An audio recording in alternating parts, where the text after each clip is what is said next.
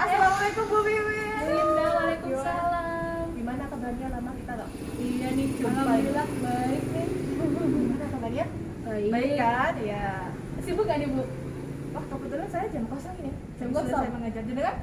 Jam kosong juga sih. Oh iya. Kalau nggak ada kesibukan, boleh nggak saya ngobrol bentar gitu sama Bu Indra? Oh boleh. Ayo. Mau Gimana? dikonsultasikan sedikit? Boleh. Gimana tempatnya?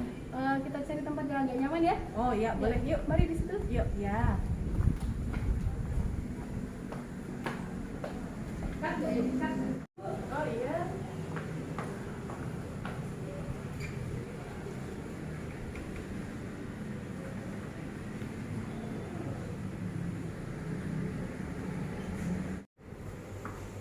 Di sini ya Bu. Oh iya. Ini ada permen, silakan kalau mau makan dulu. Oh iya, terima kasih. Kayaknya tempatnya nyaman ini buat kita ngobrol-ngobrol. Iya. Jadi gimana Bu Wiwin penerapan diseminasi budaya positif kemarin di kelas jenengan? Sudahkah terlihat hasilnya? Itu dia Bu Indra yang ingin saya konsultasikan dengan jenengan. Oh iya, gimana? Jadi penasaran ini saya. Jadi gini Bu, penerapan setelah dilaksanakan diseminasi tentang penerapan budaya positif di sekolah, kemudian saya menerapkannya di kelas saya. Yang pertama, saya membuat kesepakatan kelas nih bersama anak-anak, lalu menuliskannya di kertas besar itu dan menempelkan di dinding kelas. Tujuannya agar mereka kesepakatan itu mudah terlihat dan mudah diingat begitu. Lalu kemudian saya melaksanakan pembelajaran dengan menggunakan discovery learning dan juga problem based learning seperti waktu kita IHT dulu itu Bu. Nah itu sudah betul. Lalu? Tapi praktek yang terjadi tidak sama dengan yang diharapkan. Jadi saya mengharapkan dengan saya menerapkan seperti itu langsung berubah begitu. Ternyata masih jauh dari itu Bu Indra. Oh iya. Prakteknya gimana Bu Wiwin? Jadi ternyata di lapangan atau di kelas anak itu masih saja bermalas-malasan. Kemudian dalam menjalankan kesepakatan kelas tuh mereka tidak disiplin gitu. Jadi mereka tidak sepenuhnya menjalankan kesepakatan yang telah kita buat, sehingga kadang bikin saya tuh emosi gitu karena anak-anak kurang bertanggung jawab terhadap tugas belajar mereka. Oh begitu. Terus apa yang Bu Wiwin lakukan? Ya saya nggak tahu ya Bu mau bagaimana lagi. Apa sebaiknya saya biarkan saja ya Bu ya? Saya pesimis nih. Bagaimana budaya positif itu bisa diberlakukan di sekolah kita kalau motivasi atau antusias anak-anak itu sangat kurang? Waduh, jangan pesimis dong Bu Wiwin. Nah, ayo tetap semangat. Nah, terus Bu Wiwin ingin gimana sekarang? Apa yang bisa saya bantu terkait hal itu tadi?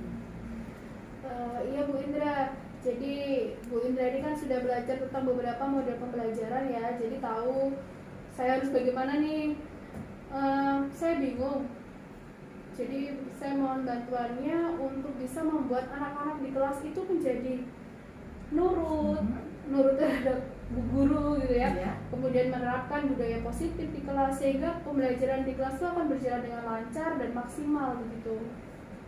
Oke, baiklah Bu Wiwin. Jadi intinya dari ngobrol-ngobrol kita sekarang ini, Bu Wiwin ingin menemukan solusi untuk menerapkan metode yang tepat dalam menghadapi anak-anak agar mereka dapat menciptakan budaya positif sehingga pembelajaran dapat berjalan dengan baik dan efektif.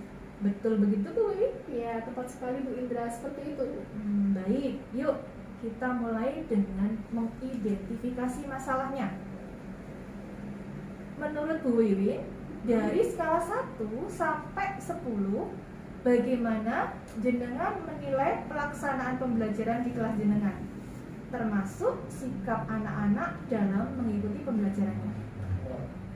Jadi maksudnya saya disuruh menilai sikap anak-anak dalam mengikuti pembelajaran gitu ya Bu Indra ya? Iya. Sebenarnya sebagian besar anak-anak, katakan lebih dari separuh kelas tuh mereka sudah memperhatikan. Hanya beberapa anak saja yang masih tidak mau berubah, masih bermalas-malasan seperti itu. Kalau untuk disuruh menilai dalam rentang 1 sampai 10, mungkin saya akan memberi nilai 7 begitu. Wah, sudah bagus itu Bu Wiwi. Lebih dari separuh kelas mengikuti pembelajaran dengan baik. Ada hal baik apa yang bisa jenengan ceritakan? Jadi anak-anak itu kalau di kelas memang mereka lebih antusias untuk pembelajaran yang melibatkan IT.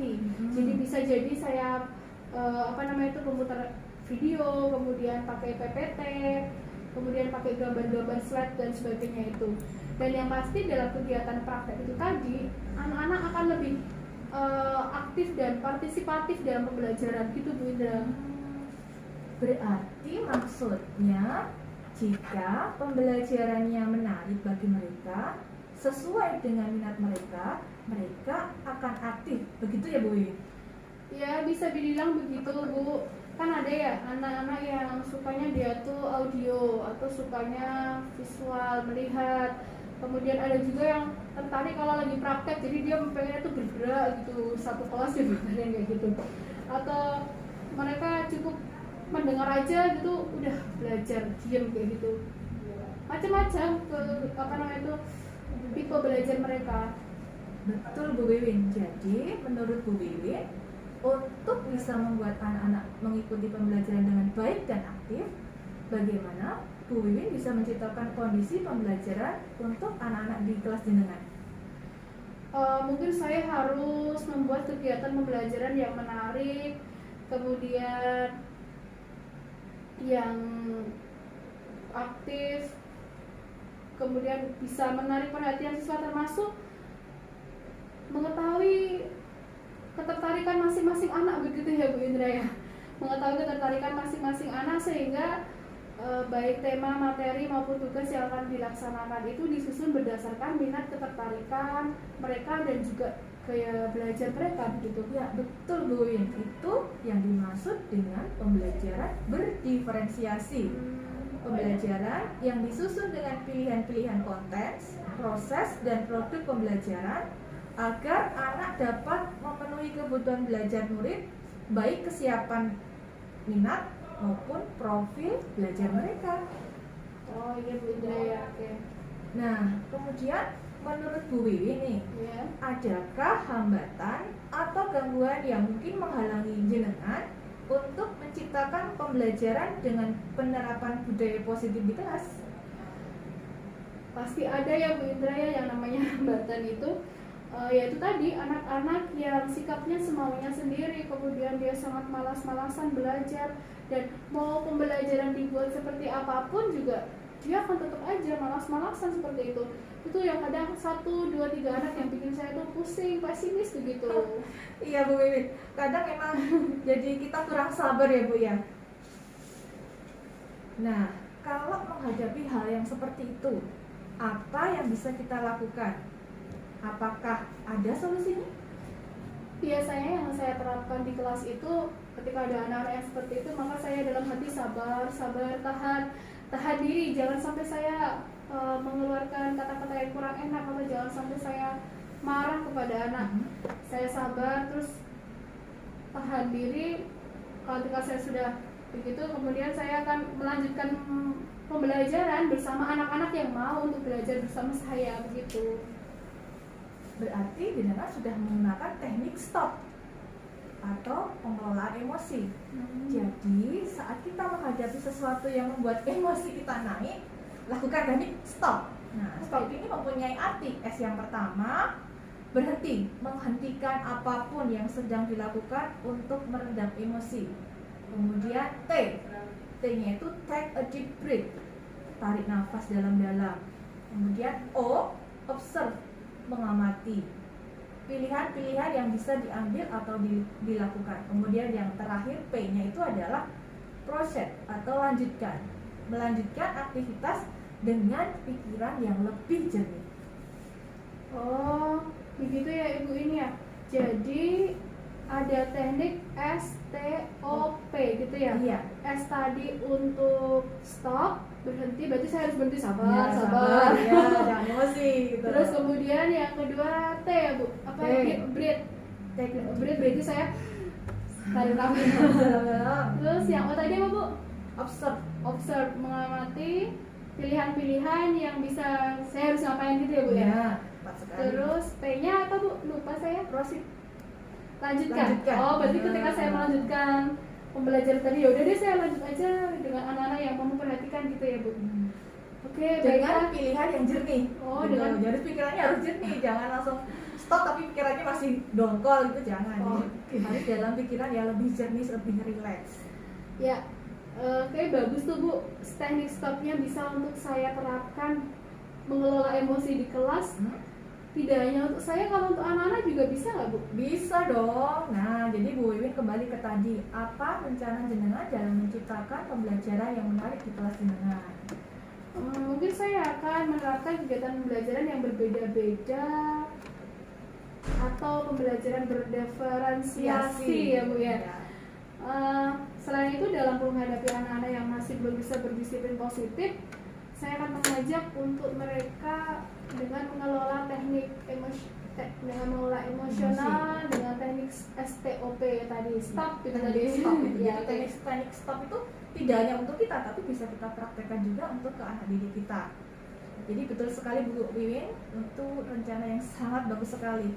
Tapi bagaimana cara jenengan untuk menerapkan pembelajaran berdiferensiasi tersebut itu Bu? Mungkin langkah pertama saya harus tahu dulu kondisi mereka. Jadi seberapa kemampuan mereka, kemudian apa yang menjadi minat mereka, dan juga bagaimana gaya belajar masing-masing anak begitu. Ya, saya setuju sekali nih. Atau dengan kata lain, jenengan akan mulai dengan pemetaan kebutuhannya, ya kan Bu? Iya benar Bu. Lalu, bagaimana dengan anak-anak yang tetap belum mau mengikuti kegiatan dengan baik? Apa yang akan Bu Wiwin lakukan? Oh, kalau itu sih mungkin pelan-pelan saja ya Bu Indra ya. Kita dekati secara personal nantinya untuk kita tahu atau mengulik apa sih yang sebenarnya menjadi kebutuhan mereka atau hambatan mereka dalam belajar itu apa. Sehingga apa yang mereka butuhkan atau hambatan yang mereka hadapi dapat kita penuhi dalam pembelajaran tersebut. Khusus karena biasanya anak-anak dengan seperti itu adalah anak-anak yang berkebutuhan khusus gitu. Ya, tepat sekali Bu Wiwin. Nah, sekarang bagaimana jenengan akan tetap fokus terhadap pelaksanaan rencana tadi? Saya akan usahakan yang terbaik Bu, karena bagaimanapun juga ini adalah salah satu bentuk tanggung jawab kami sebagai seorang pengajar agar pembelajaran di kelas itu berjalan dengan baik dan bermanfaat bagi anak-anak. Boleh nggak Bu saya mohon bantuan ini sama Bu Indra? Jadi saya minta untuk Bu Indra membantu saya dalam menyusun kegiatan-kegiatan yang berdiferensiasi begitu setelah pemetaan kebutuhan siswa nanti saya lakukan. Oh siap, mari kita belajar bersama, kita berkolaborasi untuk anak didik kita di kelas. Saya selalu siap pokoknya. Ya, baiklah Bu. Jadi Bu Wiwin sudah menemukan solusi terhadap permasalahan yang disampaikan di awal tadi. Iya Bu In, terima kasih saya sudah menemukan pencerahan begitu. Iya Bu Wiwin, sama-sama. Nah setelah ini apa tindak lanjut jenengan? Mungkin saya akan mulai dengan membuat pemetaan kebutuhan dulu yang nantinya akan saya ikuti dengan melaksanakan pembelajaran berdiferensiasi dan juga teknik-teknik stop yang bisa saya terapkan di kelas. Luar biasa Bu Wiwin, semangat selalu ya, itu yang saya suka, jenengan selalu bersemangat. Siap Bu Indra, terima kasih banyak ya Bu atas waktunya. Dari ngobrol-ngobrol ini saya sangat mendapatkan pencerahan dan semoga ini nanti akan terjadi perbaikan di pembelajaran berikutnya. Iya Bu Wiwin, kapanpun saya bisa pasti saya bantu. Ya baiklah Bu Indra, mungkin Bu Indra mau melaksanakan ada pekerjaan lain, silahkan. Iya Bu, kebetulan hari ini saya ada rapat, jadi untuk selanjutnya saya akan mengikuti rapat dulu di sekolah anak saya ini. Jadi iya.